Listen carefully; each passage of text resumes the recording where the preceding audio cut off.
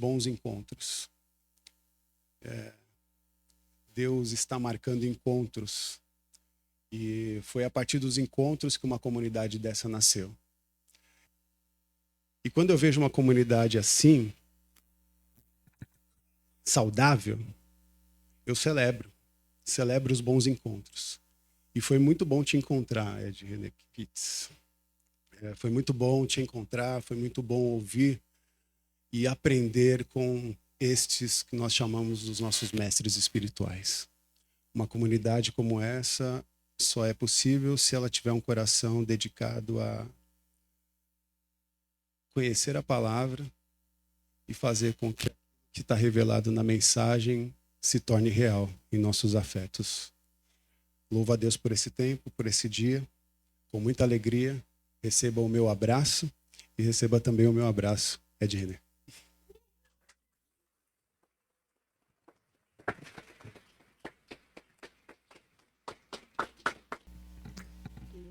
E Fê, vários papos, né? Conseguimos. E a gente está junto, assim, construindo todo esse movimento em comunidade a partir de uma relação muito afetuosa. Isso é muito especial para mim. Ver que a igreja só é possível se a gente conseguir compreender que esse movimento é um movimento proporcionado pelas amizades. Obrigado, meus amigos e amigas. Obrigado. E com vocês, Ed René. Fica à vontade. Olá, pessoal. Boa tarde. Graça, paz de Jesus a todos e todas. Minha orientação é falar sentado. Então, eu vou aproveitar esse ambiente tão acolhedor de uma casa que vocês realmente conseguiram construir aqui, literal e espiritualmente falando, e vou me acomodar aqui. Alegria estar aqui com o Rafa e a Fernanda e finalmente conhecer presencialmente a Red 80. Muito obrigado por me trazerem à sua festa esse dia tão especial. Muito obrigado mesmo, de coração. Eu trago para vocês o desejo de falar do coração, não tanto um sermão ou uma mensagem, mas falar do coração algumas coisas que me interpelam, que me ocupam, que me preocupam. Falar do coração é como se eu, ao mesmo tempo, estivesse fazendo uma oração pela Red 80 e cada um de nós, cada um de vocês que são e que fazem a Red 80. Meu ponto de partida é a carta do apóstolo Paulo aos Efésios, no capítulo 4. E eu queria falar algumas coisas sobre igreja. Igreja. A gente vive um tempo de desigrejamento, de desigrejados, muitos desigrejados. Se os desigrejados evangélicos fossem uma denominação, seria a segunda maior denominação evangélica do Brasil, perdendo apenas para a Assembleia de Deus. Então, tem muita gente desigrejada. Uma vez eu fui convidado para falar num encontro de pastores sobre desigrejados. E a pegada do encontro era: fale alguma coisa aqui de como podemos fechar a porta da igreja para o pessoal parar de desigrejar, ou como podemos buscar os desigrejados de volta. E eu lembro que eu falei que o que eu tinha para falar é que eu não entendia por que eu também não tinha desigrejado ainda. E que eu era muito solidário aos desigrejados.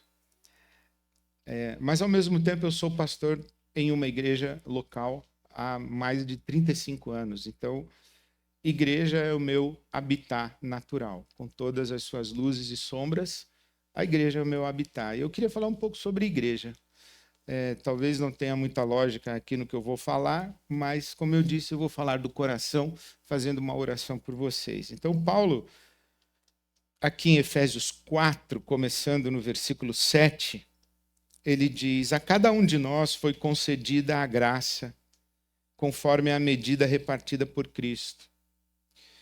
Por isso é que foi dito: quando ele subiu em triunfo às alturas, levou cativos muitos prisioneiros e deu dons aos homens. O que significa ele subiu, senão que também havia descido às profundezas da terra? Aquele que desceu é o mesmo que subiu acima de todos os céus, a fim de encher todas as coisas. E ele designou alguns para apóstolos, outros para profetas, outros para evangelistas e outros para pastores e mestres, com o fim de preparar os santos para a obra do ministério, para que o corpo de Cristo seja edificado, até que todos alcancemos a unidade da fé e do conhecimento do Filho de Deus e cheguemos à maturidade, atingindo a medida da plenitude de Cristo.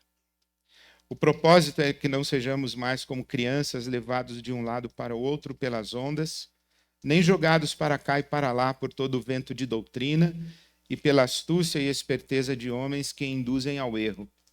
Antes, seguindo a verdade em amor, cresçamos em tudo naquele que é a rede. Ó, ficou bonita essa parte. Naquele que é a cabeça, Cristo.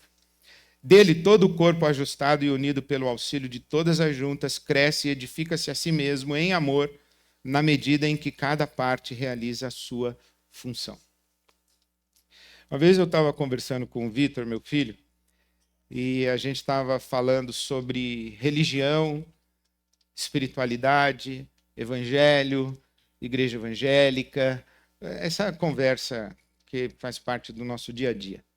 E aí, lá pelas tantas, eu falei assim, filho, eu acho que a religião é que nem a rodinha da bicicleta.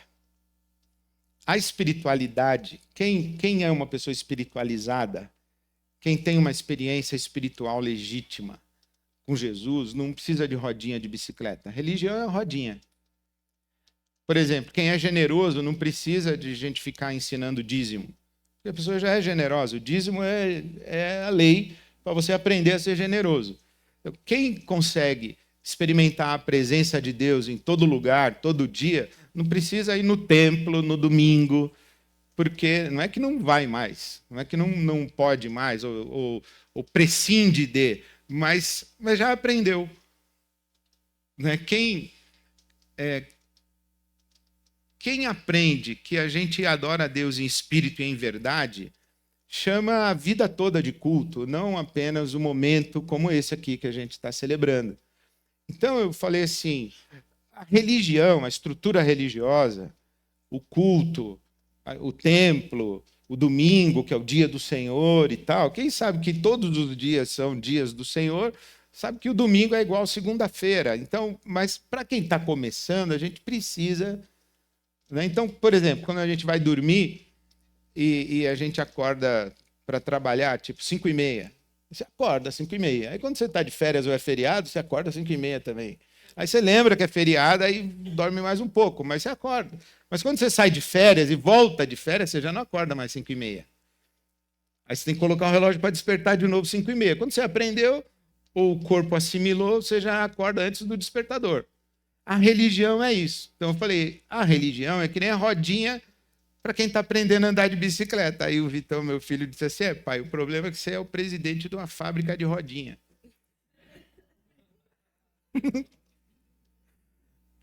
E você é pastor de uma igreja evangélica, você fabrica rodinha lá o tempo inteiro. Eu falei, há controvérsias. Não é bem assim. Eu lembro que uma vez eu fui num encontro de pastores nos Estados Unidos e lá eles tinham umas mesas com um monte de livro, revista, e você podia pegar de graça lá o que você quisesse. Tipo assim, umas revistas de 3 anos atrás, sabe, atrasado, livro que os pastores não queriam mais, e colocaram lá, a gente podia passar e pegar. Eu peguei uma revista, e meu inglês bem macarrônico assim, aí eu falei, no avião eu vou tentar ler esse negócio aqui. Aí comecei a ler. No avião fui ali arranhando e tal, e eu entendi o que o cara estava falando. E ele falou assim, qual é o negócio da igreja? Qual é o nosso business? E, de acordo com o Vitor, o business da igreja é fabricar rodinha. E eu entendo que tem muita igreja que vive de rodinha. Mas naquele artigo lá que eu li, isso acho que foi em 1995, 96. Já tinha nascido? Já, né? Eu era 1996. E ele dizia que o negócio da igreja é fabricar gente santa. The business of making saints. E sim, a igreja não é um museu de santos, né? É uma casa de socorro para pecadores. Mas aqui o apóstolo Paulo, ele diz isso, que Jesus vitorioso deu dons aos homens e designou alguns para apóstolos, outros para profetas, outros para evangelistas, outros para pastores e mestres, com o fim de preparar os santos, para a obra do ministério, para a edificação do corpo de Cristo, até que todos alcancemos a unidade da fé e do conhecimento do Filho de Deus e cheguemos à maturidade, atingindo a plenitude de Cristo. Qual é o nosso grande negócio aqui? Para que existe a rede? O apóstolo Paulo diria que, em primeiro lugar, é para que as pessoas que são a rede se tornem tão maduras à medida da plenitude de Cristo. Foi isso que o cara lá é o Eugene Peterson. O Eugene Peterson disse que a igreja, ela é uma fábrica de pequenos cristos. É isso que é a igreja.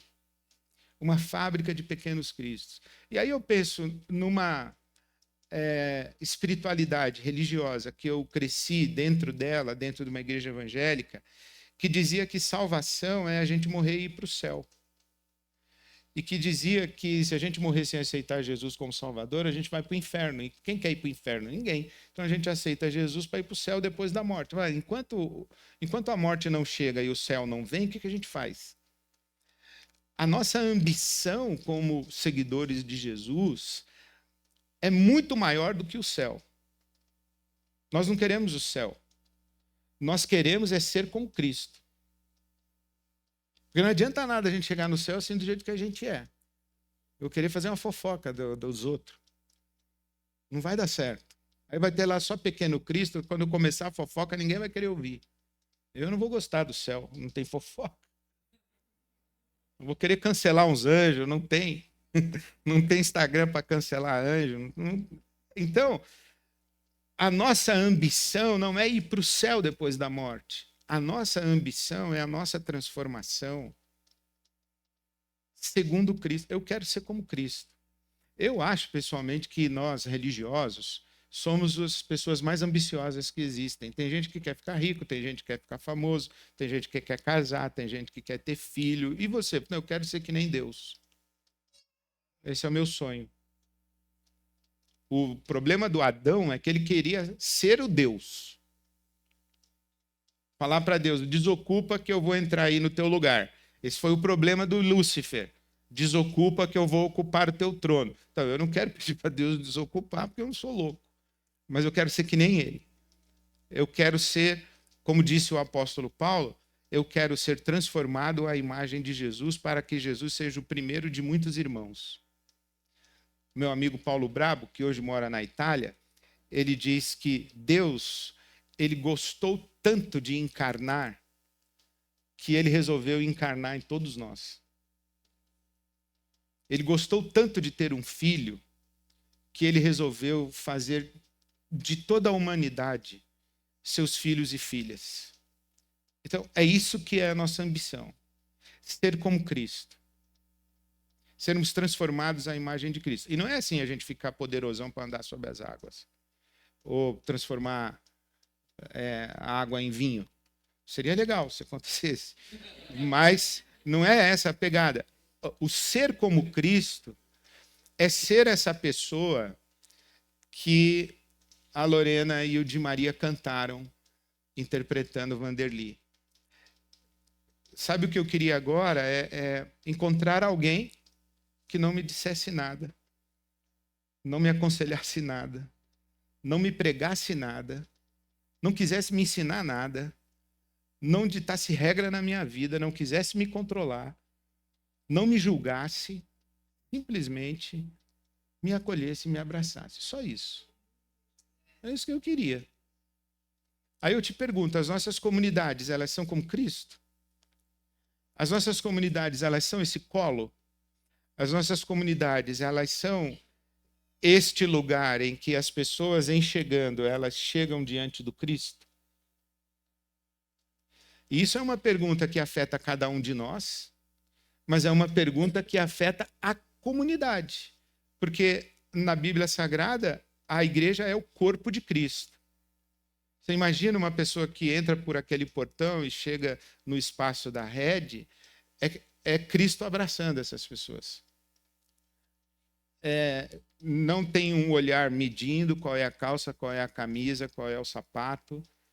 Não tem condenação, não tem julgamento, não tem ameaça, não tem rejeição. O que tem? Tem, venha ser um de nós conosco. Venha para os braços de Cristo para você ser transformado em Cristo. Porque uma coisa é certa, a gente que passa por aquele portão, a gente chega muito longe de Cristo.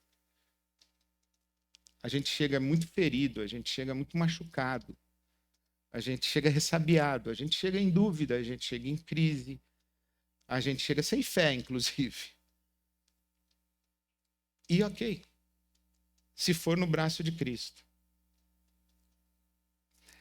E ok, se a nossa pretensão for criar um ambiente coletivo em que nós nos abençoamos mutuamente para crescermos e, como disse aqui o apóstolo Paulo, até que não haja mais...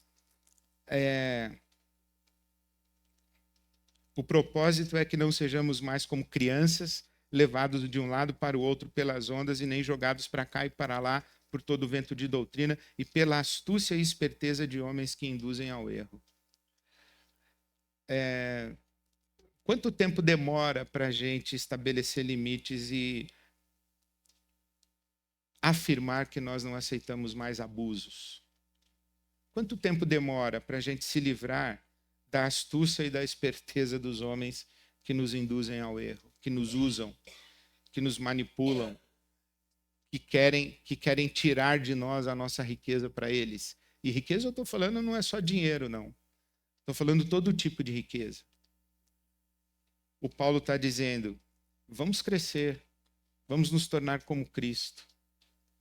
Então, a primeira coisa que eu penso na igreja é que a igreja é essa comunidade crística onde eu sou transformado à imagem de Cristo. Essa é a nossa grande ambição. É assim que eu penso na igreja. A segunda coisa que eu vejo aqui ele falar, eu vou falar 3 coisas, tá? A segunda é que a comunidade do Cristo, ela tem uma liderança plural. Ele concedeu uns para apóstolos, outros para profetas, evangelistas, pastores e mestres. Então, a governança da comunidade é plural.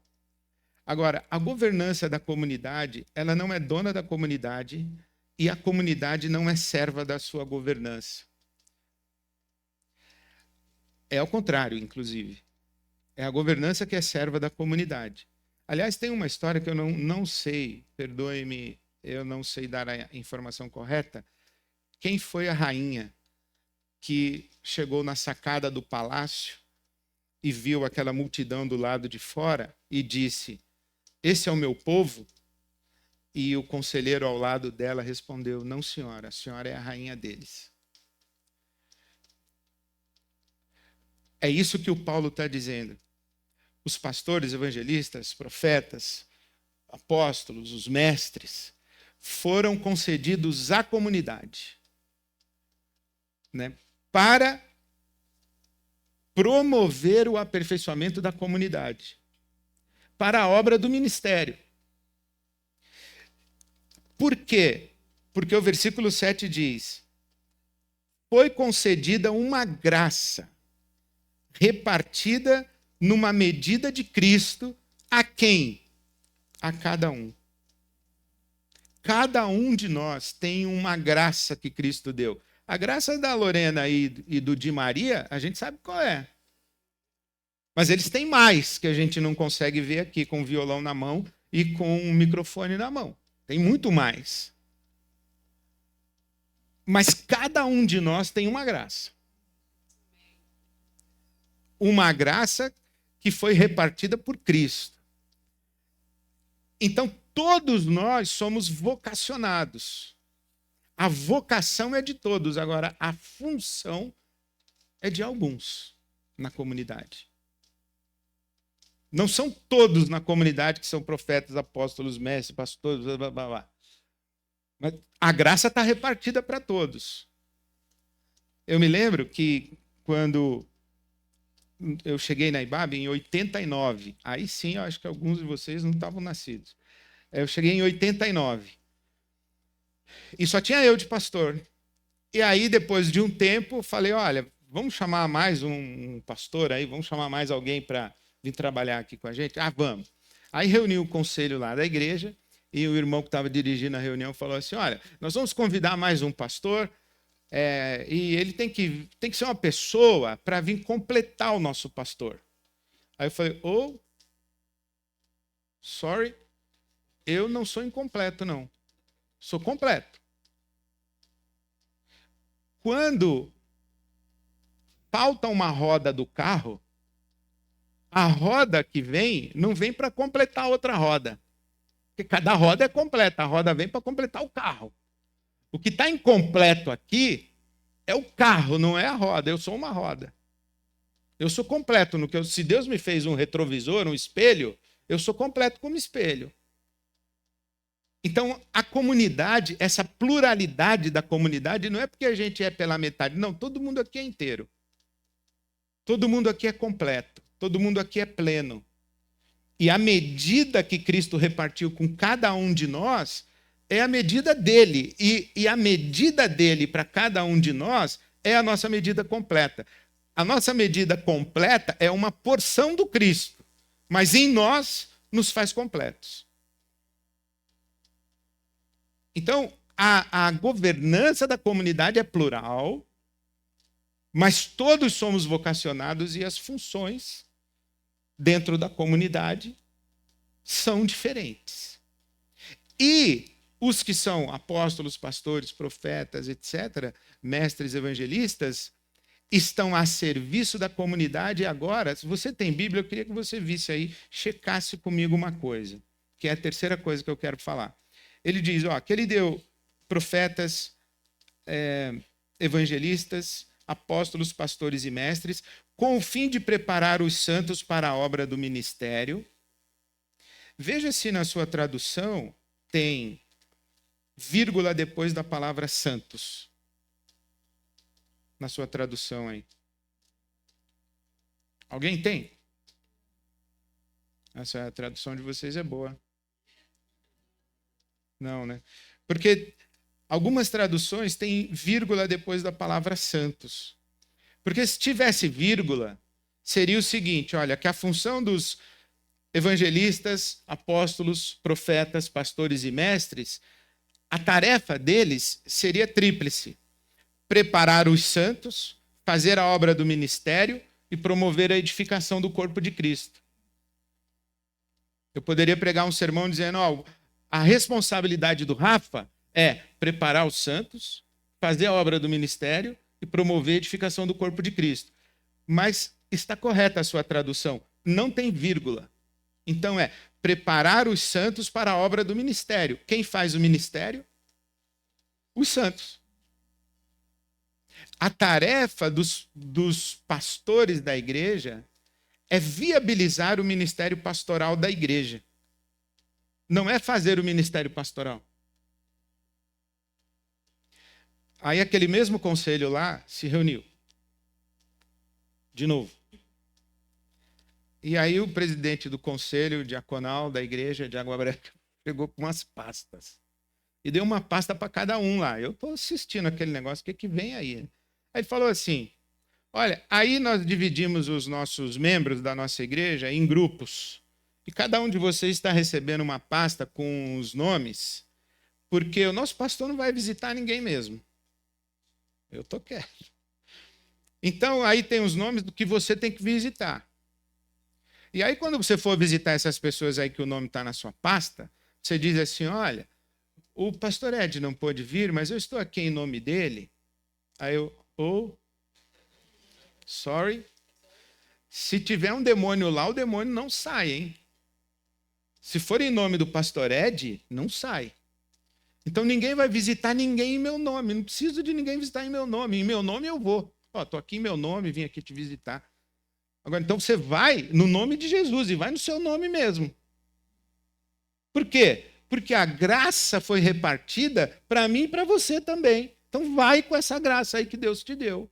A autoridade de Jesus está na minha vida e está na sua também. Então vai nessa autoridade aí que Deus te deu. O ministério da igreja é feito por quem? Pela igreja. O ministério da igreja é feito pela igreja. Estava na IBAB, não faz muito tempo não, estava agora já na sede nova. Aí veio um irmão de uma igreja Mega Blaster pentecostal carismática de São Paulo. Tem muitos pastores de igrejas dessas Mega Blaster que estão vazando, eles não estão conseguindo sobreviver lá dentro. Eles saem, e muitos deles têm ido para a IBAB. Aí um deles veio falar comigo e disse assim, olha, pastor, eu queria dar uma ideia. Que lá na igreja de onde eu vim, quando acabava o culto, os pastores ficavam em pé na frente e o povo, antes de ir embora, ia lá receber uma oração. Aqui os pastores não oram por ninguém, não.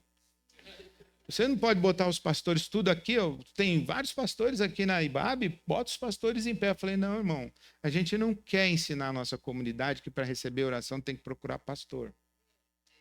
Não é isso. Aqui você quer receber uma oração, pega um cara que está aí no corredor, fala, pode orar por mim? Pega uma irmã que está ali na cantina, pode orar por mim? Preciso de oração, ora com ela, abençoe em nome de Jesus e cada uma vai embora para a sua vida. E durante a semana liga, e aí, irmã, como foi? Está melhor? Como foi a cirurgia? Porque quem faz o ministério da igreja é a própria igreja. Aí veio um outro lá. Falou assim, pastor, esse foi demais. Até depois tive que pedir desculpas para ele. Mas ele falou assim, pastor, lá na igreja de onde eu vim, eu todo domingo, antes de ir embora, pedia para o apóstolo orar por mim. O senhor pode orar por mim? Eu falei, meu Deus, essa assombração vai vir todo domingo para eu orar por ele.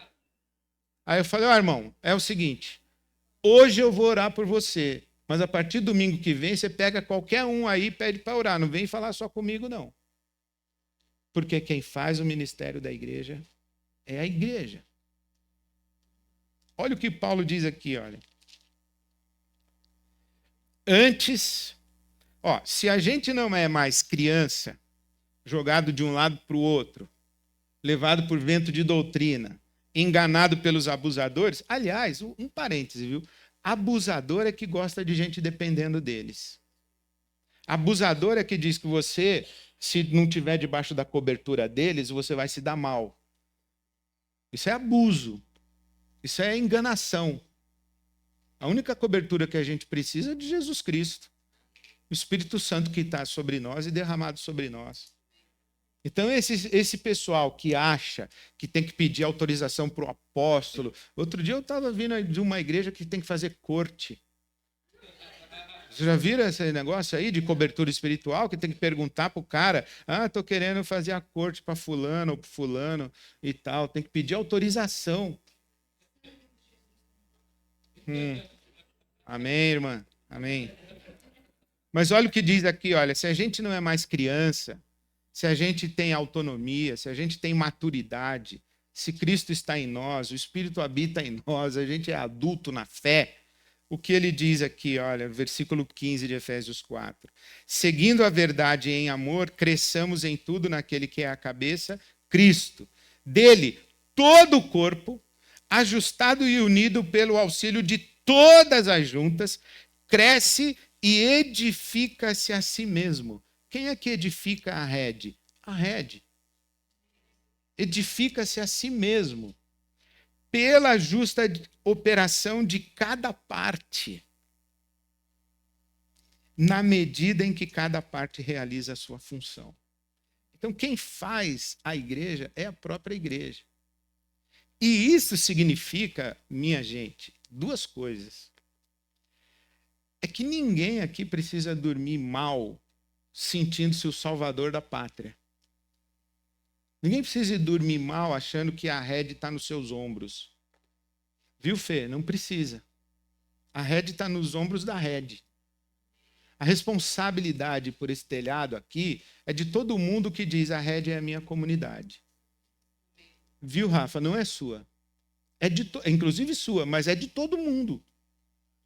Eu falo na IBAB, ó, você que diz a IBAB é minha igreja e chama a IBAB de minha igreja, mexe no bolso aí, irmão. Vem ser voluntário aqui, irmão. Quem não diz assim, a IBAB não é minha igreja, beleza, é bem-vindo.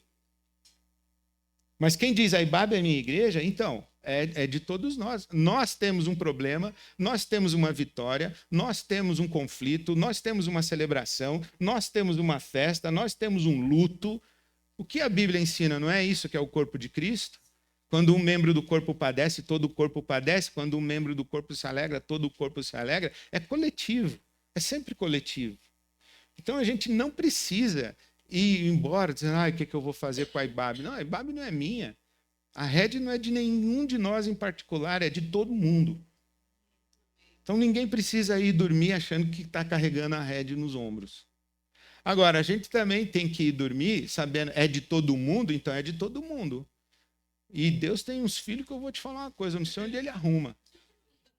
Umas filhas, linguaruda, infantil, invejosa. Tem uns caras que cobiça a mulher do próximo, o carro do próximo, a casa do próximo. É igreja, gente. Ou sua família não tem esses primos? Sei que não é na sua casa, é na casa do seu tio que tem. Mas tem. Isso é família. Tem gente que já está na maturidade, mas tem gente que não está. E vai falar umas groselhas. Aliás, vocês ficam cantando música do mundo aqui no culto? Uma vez, eu acabei de pregar, de Maria. Acabei de pregar, veio uma senhora e disse assim, pastor, o senhor não tem problema de ficar citando Fernando Pessoa? Eu falei, a senhora assistiu o que hoje à tarde? Faustão? Vem reclamar que eu estou citando Fernando Pessoa no culto e fica a tarde toda assistindo Silvio Santos? Morreu. Que Deus o tenha. Que Deus o tenha. Mas a questão é que nem todo mundo na igreja tem maturidade. E não é porque não tem maturidade que não é igreja. Ou o seu filho que não tem maturidade, você não diz que é seu filho. Eu dizia, quando os meus filhos faziam coisa ruim, eu falava, Silvio, seus filhos, ó. Mas quando tirava nota boa na escola, era meus filhos. Quando eu tirava nota ruim, era filho dela. Não, filho é tudo nosso. A igreja é esse lugar. Durante um tempo, Rafa, acontecia, sabe o quê? Tinha um domingo assim maravilhoso, sabe? Aí, antes de eu ir embora, vinha uma pessoa falar comigo e começava a falar mal da IBAB. Aí eu ia para casa achando que a IBAB era a pior igreja do mundo, que eu era o pior pastor do mundo, que o domingo tinha sido péssimo, eu ficava de mau humor, eu era péssimo. Aí demorou para eu entender que no outro domingo, antes de eu ir embora, vinha uma pessoa e falava da IBAB como se a IBAB fosse o céu. E vinha uma que vinha e falava como se fosse o inferno. Aí eu comecei a responder da seguinte maneira. Quando a pessoa falava bem da IBAB, eu dizia assim, graças a Deus, que bom que você tem essa experiência com a IBAB.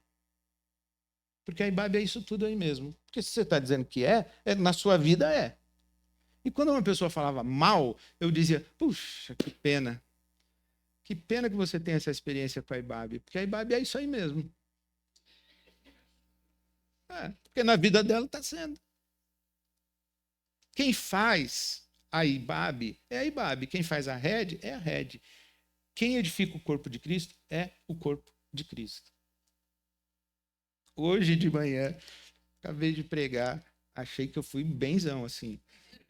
Aí veio um cara para me abraçar e falou assim: olha, pastor, eu queria pedir para o senhor um abraço, porque essa igreja aqui é maravilhosa, mas ninguém abraça ninguém, eu estou indo embora seco de abraço. Eu falei, tá, então me dá um abraço. Dei aquele abraço com aquela vontade nele, assim. Mas é a igreja. Uma igreja maravilhosa que não abraça ninguém. O cara não recebeu nenhum abraço. É isso aí. Isso chama igreja. Não é à toa que na Bíblia Sagrada a igreja chama família. É assim. E é bonito, né? É de Cristo. É o corpo de Cristo. Tem as crianças, tem os imaturos, tem os feridos, tem os machucados, tem os que estão querendo só um abraço sem ninguém falar nada. Esse é o corpo de Cristo. Então eram essas coisas que eu queria contar para vocês, repartir com vocês e fazer dessas coisas a minha oração por vocês. Que a igreja, que a experiência de igreja, a experiência de ser a Red 80, seja para vocês leve. Porque o peso de ser a Red 80 estará dividido, distribuído sobre os ombros de todo mundo. Que seja abençoadora, porque cada um vai abençoar o outro com a medida que recebeu de Cristo. E que vocês sejam mutuamente transformados à imagem do Cristo. De tal maneira que o coletivo de vocês seja Cristo. Que os seus pastores, profetas, evangelistas, apóstolos, mestres, porque esses dons estão presentes na vida da comunidade, que eles sejam seus servos e que vocês os abençoem, os respeitem, sejam capazes de discerni-los, encontrá-los. E que a Red 80 edifique a Red 80. Porque Jesus já deu para a Red 80 tudo que a Red 80 precisa para ser essa Red 80. E amanhã ele vai dar. E depois de amanhã ele vai dar também. E depois ele vai dar também. À medida em que vocês estiverem mutuamente se abençoando, andando nessa fé aí que Jesus está aqui conosco, aí cresce que nem água. Cresce que nem água. Aliás, termino contando só mais uma história. Eu vi o livro do Rick Warren, Igreja com Propósito. E na época eu gostei bastante. E é interessante, né? Que tem coisa que a gente gosta e depois de uns anos a gente lê e fala, nossa, eu já gostei dele. Mas teve uma coisa que eu vi naquele livro que me abençoou demais e até hoje eu guardei isso.